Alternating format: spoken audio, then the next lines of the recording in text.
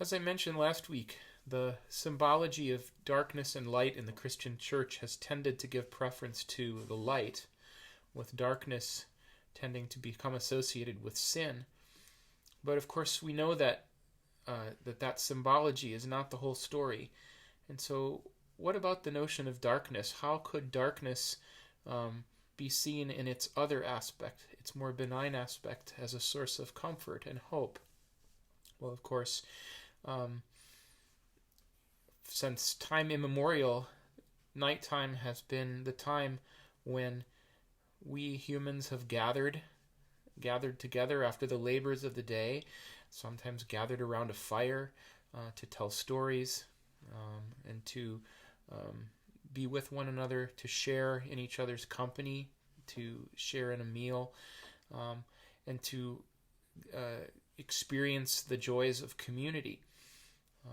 The darkness is a time for reflection.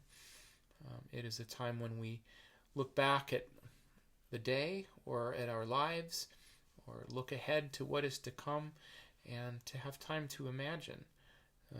In my experience, the darkness is a time of peace and gratitude when we can reflect on all of the things that have happened. It's the time for slowing down. Just as the seasons of the year give us the winter as a time for slowing, so too does the day give us the night as a time for slowing.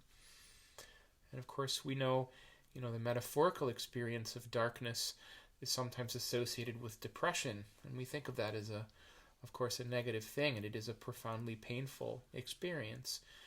But we also know that depression is an invitation to go deep inside ourselves and to discover what is needed to be found there, so that we can move out of that space with new energy and with new life, a time of pausing, of grief, of regrouping.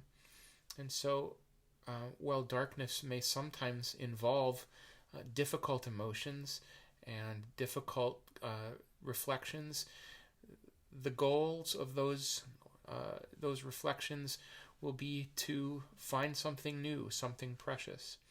And so, in the spirit of that theme, I bring you another nocturne this week, this time by the composer John Field.